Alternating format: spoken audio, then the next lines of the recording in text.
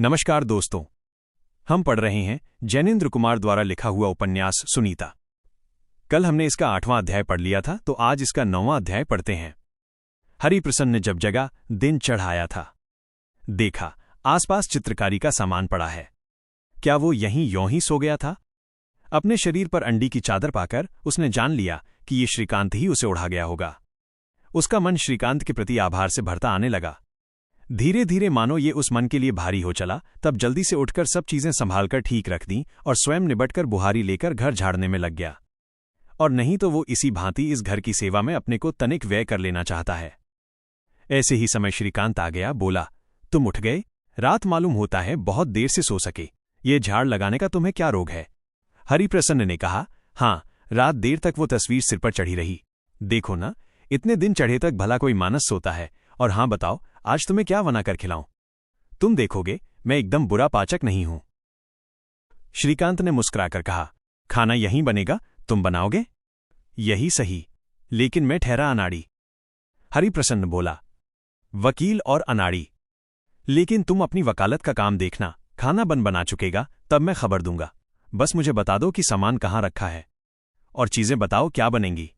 हरिप्रसन्न को इस घर में सेवा का कोई काम न मिल जाएगा तो चित्त तो उसका बेचैन ही रहेगा। वो ऐसा कुछ कृतज्ञ भाव से भर गया है।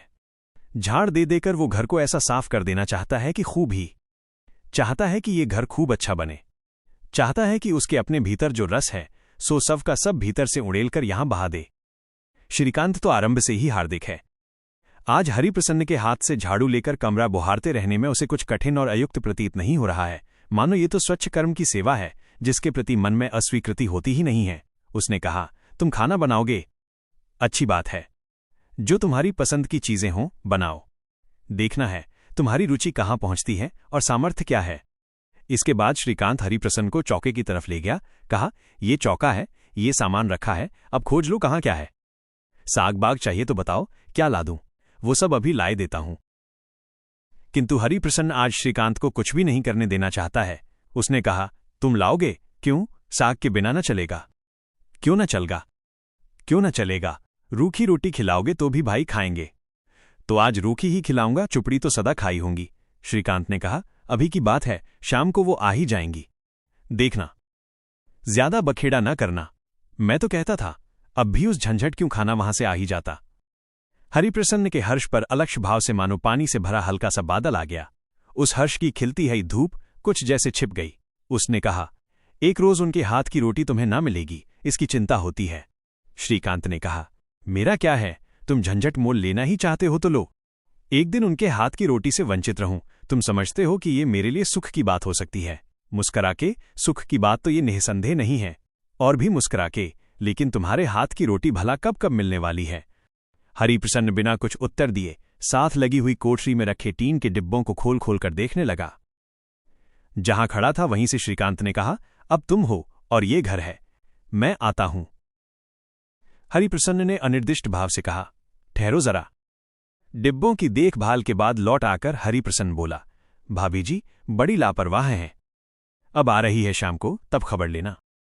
हरिप्रसन्न इस उत्तर पर कुछ ठिठक सा रहा। देखो ना, मसाले भी पूरी तरह नहीं हैं। खाना अच्छा न बने तो मेरा ही दोष न होगा। श्रीकांत हंसने को हो गया, बेशक न होगा, लेकिन तुम इतने में नहा धोकर निवटो, मैं दफ्तर हो आऊं। देखो, हो सका तो जरूर तुम्हारा शिष्यत्व करने रसोई में पहुंचूंगा। हाँ, तुम्हें 100 रुपये एकदम अभी चाहेंगे। शायद अभी तो नहीं मिल सकेंगे। चाहिए तो अभी। अभी? हाँ, शाम तक। श्रीकांत ने देखा, हरिप्रसन्न का चेहरा अंधियारा सा पड़ता जाता है। मानो इस स्थल पर वो अपने साथ समझौता नहीं चाहता। कहा, शाम को तो वो ही आएंगी। तब तक कैसे होगा? नहीं होगा। कैसे होगा? होना चाहिए। श्रीकांत मानो अपने मन के भीतर अपने को अपराधी स्वीकार करने लगा। मानो वो अपना कसूर देख रहा है, मानो उस दोष को स्वीकार कर लेना चाहता है। उसने कहा, अच्छी बात है, देखो। कहकर चले जाने की उसमें ऐसी कातरता हो आई कि हरिप्रसन्न को अवकाश ही न रहा कि कुछ कहे। श्रीकांत चला आया और हरिप्रसन्न ने उसे चले जाने दिया। क्षण भर हरिप्रसन्न अंधियारा और अज्ञेय, अचल और पराभूत, भूला सा वहीं का वहीं खड़ा रहा। फिर धीमे से मानो अनिश्चयपूर्वक उसने डग बढ़ाया।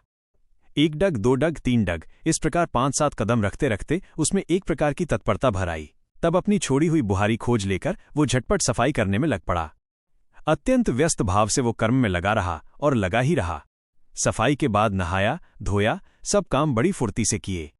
अंत में वो इस भांति खाना बनाने में जुट पड़ा मानो कर्तव्य से चारों ओर से जकड़ा है, आदेश में बंधा है। श्रीकांत जब ऑफिस से थोड़ी देर के लिए छुट्टी लेकर इधर आया, देखा हरि मनोयोग पूर्वक खाना बनाने में व्यस्त है। उसने कहा, महाराज जी, कितनी देर है? हरिप्रसन्न हंसा नहीं, मुस्कराया भी नहीं, बोला, आओ, कुछ देर नहीं है। आकर मदद दूं? नहीं नहीं, थाली लेकर बैठो। श्रीकांत ने कहा, अच्छा, और ये कहकर कमीज उतार दी और सिर्फ बनियान पहने चौके में आ गया। तब उसने हुए आटे में हाथ लगाकर कहना प्रारंभ किया कि वो बहुत गीला है या कि बहुत सख्त है।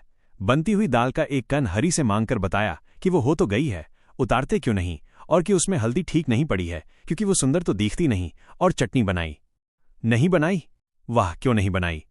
और ये कहते कहते जल्दी से उठकर सिलबट्टे को पानी से धोने लगा। चटनी तो बनाई नहीं, देखो मैं बनाता हूं, कहकर जोर से मलमल कर और सिलबट्टे को पानी से धोने लगा। हरिप्रसन्न का जी सब देखकर खिल पड़ने को मानो लाचार ही हो गया। उसने कहा, चलो, बहुत हुआ, ऊधम छोड़कर ठीक तरह पटरा थाली लेकर बैठो। सुना नहीं? नहीं, चटनी के बिना कहीं खाना होता है, देखो मैं बनाता हूं। अच्छा, बनाओ। सिल और वट्टे को तीसरी बार रगड़ रगड़ कर धोकर श्रीकांत ने कहा, लेकिन बताओ तो इसमें क्या क्या चीजें पड़ेंगी? नहीं तो बनाऊंगा कैसे? हरिप्रसन्न हंस न पड़ा, ये बहुत समझो। उसने कहा, देख ली आपकी चटनी, अब बैठिए। तो चटनी नहीं बनेगी? वाह, ये क्या बात है? हरिप्रसन्न ने कहा, चटनी नहीं बनेगी लेकिन रोटी बनेगी, वो तवा देना। श्रीकांत ने जल्दी से उठकर जहां बताया था वहां से तवा लाकर दे दिया और पूछा, दाल हो गई? हां, हो गई। रोटी की लोई में बना सकता हूं, बहुत उम्दा। ये बात है? अच्छा, बनाओ। मतलब कि श्रीकांत के निपट अबोध व्यवहार ने हरिप्रसन्न के भीतर कहीं से घुमड़ घुमड़कर उठकर आते हुए अंधियारे काठिन्य को फूंक से बगुला जैसे उड़ जाए वैसे उड़ा दिया। हरिप्रसन्न को लगा कि इस श्रीकांत का ये वश नहीं है कि 100 रुपये मेरी मांग के विरोध में अपने पास रोक रखे, लेकिन यदि रुपये हरिप्रसन्न को न मिले तो भी श्रीकांत के प्रति वो कठिन नहीं हो सकेगा। श्रीकांत की सरलता देख किंतु हरिप्रसन्न का चित्त एक प्रकार के भय से भी दबा जाता है। सबको अवकाश देने के लिए उद्यत वायु के प्रति क्या तलवार की धार में स्पर्धा हो सकती है? वो धार हवा को कैसे काटे? उसका पैनापन उस जैसी वस्तु के आगे तो मानव व्यर्थ ही हो जाता है। जो तीखी धार सब कुछ काट देगी, स्वच्छ तरलता को वही किस दांत से काट सकती है? तीखे की पैने की स्पर्धा यहीं कुंठित होती है। उसका अहंभाव यहीं आकर मानो शार शार होना चाहता है।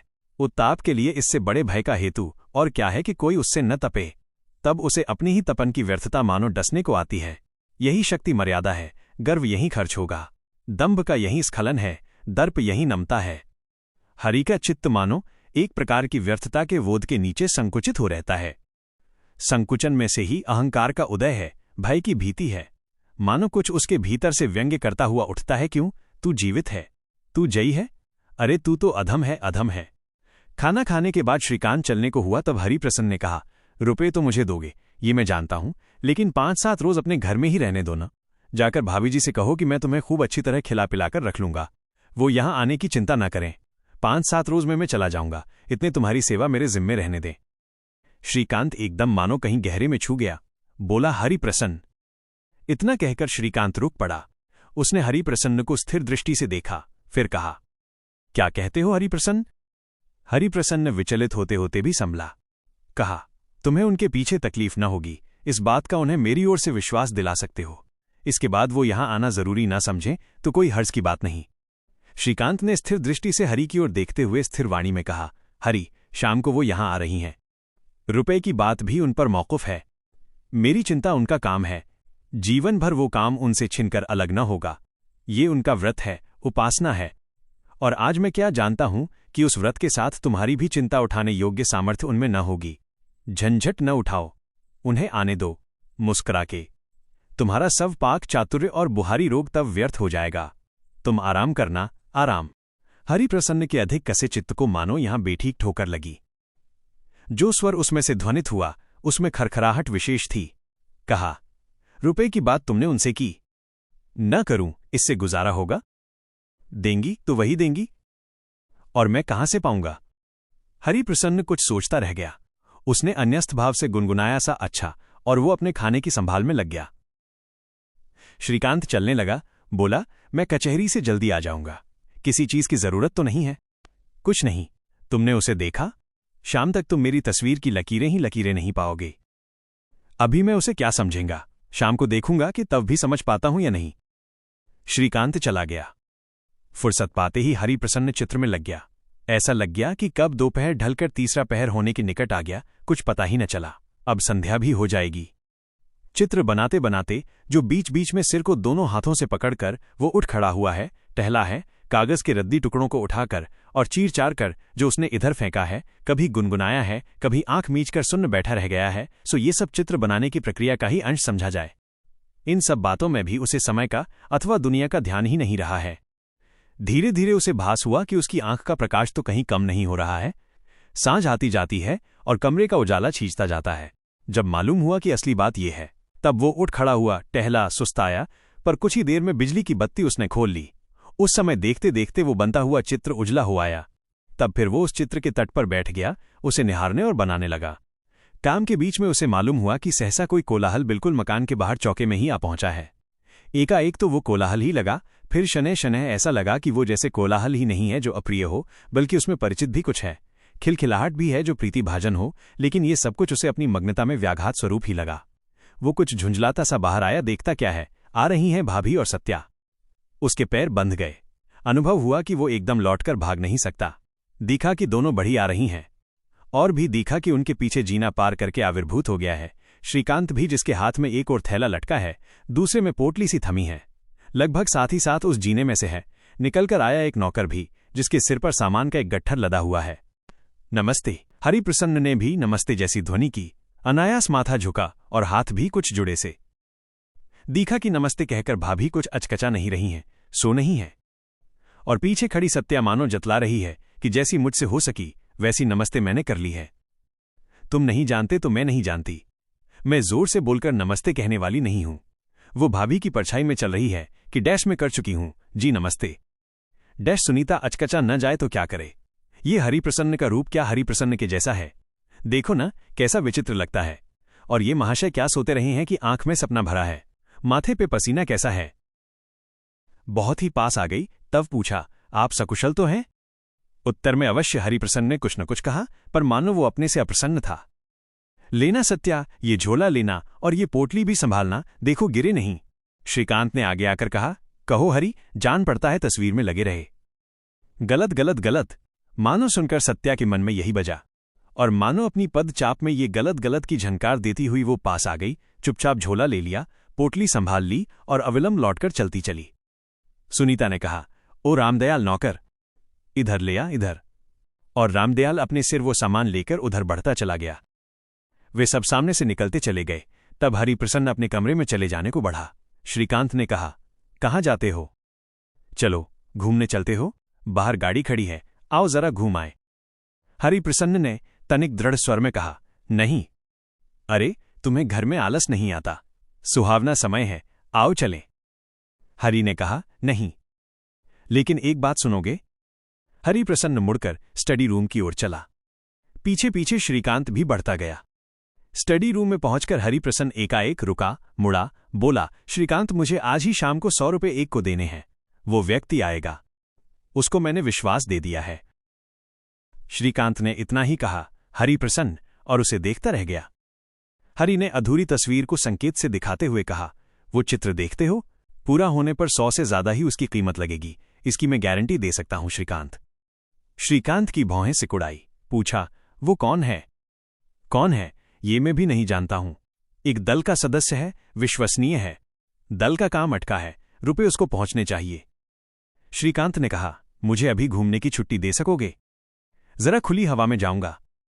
हरिप्रसन्न ने असमंजस में कहा, तो? श्रीकांत ने कहा, मैं जल्दी ही लौटूंगा।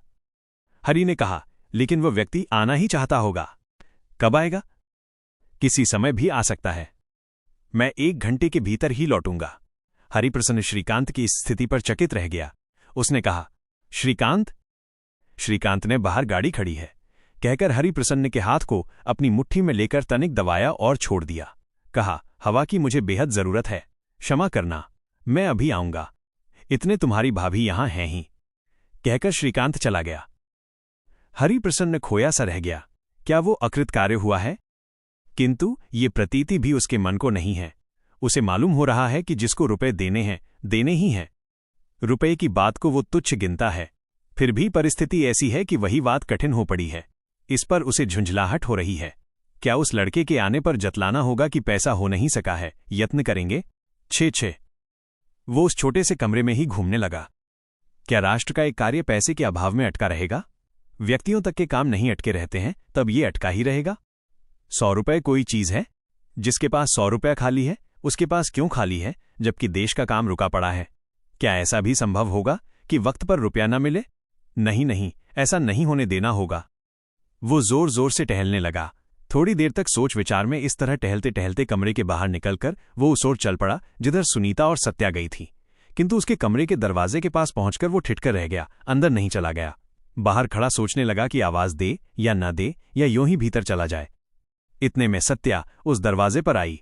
हरिप्रसन्न को देखकर वो विस्मय में पड़े कि हरिप्रसन्न ने पूछा, भाभी जी भीतर हैं? क्या कर रही हैं? सत्या बिना कुछ जवाब दिए झटपट अंदर भाग गई। तब अप्रतिहत भाव से हरिप्रसन्न ने दरवाजे के बाहर से पुकारा, भाभी जी। थोड़ी देर में सुनीता ने दरवाजे पर आकर कहा, मुझे पुकारा आपने? कहिए। उस समय हरि सब कुछ भूल जाने सा लगा। उसे न भूमिका सूझ सकी, न प्रस्तावना की आवश्यकता। दहलीज पर खड़ी अप्रस्तुत भाभी के सामने खड़े ही खड़े हरिप्रसन्न कह बैठा, 100 रुपए चाहिए भाभी जी। सुनीता देखती की देखती रह गई। अभी चाहिए? अभी 8 बजे से पहले। श्रीकांत से भी मैंने कहा था, आपसे भी कहता हूं, आप न दे सकें, इनकार कर दीजिए। दे सकें अभी दे दीजिए। आपको अचरज तो होगा, लेकिन जिसके लिए चाहिए वो काम तो रुक न सकेगा। सुनीता ने पूछा, वो कहाँ है? हरिप्रसन्न का जी इसी स्थल पर कच्चा है। ये सुनीता हर बात में पूछेगी, वो कहाँ? और श्रीकांत हर बात में कहेगा, उनसे कहूंगा। ये कैसी बात है? उसने कहा, घूमने चले गए हैं। सुनीता ने कहा, मैं अभी 2 मिनट में आपके पास आती हूं, आप चलें। हरिप्रसन्न ने चाहा कि कहे, नहीं, इसी मिनट, इसी पल चलना होगा। सब काम बरतरफ करके मेरी बात क्यों सुनी जाएगी? लेकिन कहा उसने कुछ नहीं, खड़ा ही रह गया। आप चलिए, मैं अभी आती हूं। सुना, आप रात बड़ी देर तक जागते रहे, वो तस्वीर भी देखनी है। हरिप्रसन्न को हिलना डुलना नहीं सूझा। सुनीता ने मुस्कुराकर कहा, सच में अभी आई, रुपए की चिंता मत कीजिए। मैं जानती हूं उसमें कि पाई भी आपके लिए खर्च न होगी। तब हम रुपए न भी दे सकें तो भी कोई चिंता की बात न होगी। हरिप्रसन्न ने कहा, क्या मेरा है, क्या मेरा नहीं है? इसे मुझे जानने दीजिए। हाँ, ये मैं जानने लग रहा हूं कि मेरे होकर रह सके ऐसे 100 क्या 1 रुपया भी आपके पास शायद नहीं है। सुनीता ने कहा, ऐसी बातें तो आप उनसे कीजिए, वो आपके मित्र हैं। मैं इस योग्य नहीं हूं। आप इतने चलें, मैं आती हूं। बेशक हमारे पास फिजूल नहीं है। हमारे से मतलब उनके पास। मेरा अपना पैसा क्या है? बाएं हाथ से अपनी कलाई में पड़ी हुई सोने की 2 चूड़ियों को घुमाते हुए, ये चूड़ियां हैं, इन्हें ले सकिएगा? हरिप्रसन्न परास्त होने का आदी नहीं है, किंतु सामने जो दुर्ग है उसके सामने तो चारों ओर मार्ग बंद है। जय के लिए फिर किस सूत्र का सहारा लिया जाए? उसने कहा, आप आ तो रही हैं ना? हाँ, अभी आ रही हूं। और इससे पहले कि हरिप्रसन्न चलने की सोचे, सुनीता वहां से गायब हो गई। सत्या भीतर फैले हुए सामान को यथास्थान लगाने में दत्तचित्त थी। यथास्थान न सही तो क्या, उस अभी हाल आए सामान पैकेटों के साथ उठा धर तो वो कुछ न कुछ कर ही रही थी। जीजी के लौटने पर उसने पूछा, क्या था? जीजी ने कहा, कुछ नहीं। सत्या ने मन ही मन में कहा, हूं। सुनीता ने कहा, अरे जल्दी जल्दी कर, खाना भी तो बनाना है। मैं अभी जाकर तेरी पढ़ाई की बात पक्की कराती हूं। इसे छोड़, इतने तू रसोई में जाकर साग वाग सुलगा, कुछ शुरू कर, मैं थोड़ी देर में पहुंचती हूं। सत्या के मन फूल फूल कर उठने लगा, वही शब्द हूं, और वो चुप रही। तुझे जाने की जल्दी तो नहीं है ना? आज यहीं रह जा। अरे इस सामान को छोड़ना, रसोई में न जाकर देख, यहां का मैं सब ठीक किए देती हूं। सत्या बोली, मैं उनसे नहीं पढ़ूंगी। सुनीता ने हंसकर कहा, वो तो खैर देखा जाएगा, लेकिन आज के लिए परांठे ही डाल लेंगे, और क्या? इस बीच जबकि सत्या के हाथ अनायास काम में शिथिल पड़ गए थे, सुनीता जल्दी जल्दी चीजें मंगवाकर रखती जाती थी। इस काम को झटपट निपटाकर सुनीता हरिप्रसन्न के कमरे में चल खड़ी हुई। सत्या से कहा, देख मैं जाती हूं, खाने में देर न हो जाए कहीं भला। सत्या ने मानो जोर लगाकर कहा, ऐसा कोई जरूरी काम है जीजी? जीजी मुस्कुराई, हाँ काम तो है। सत्या के मन में फिर वही घुमड़ता हुआ भाव उठा हूं। तो ये था इसका 9वां अध्याय। कल हम इसका 10वां अध्याय पढ़ेंगे।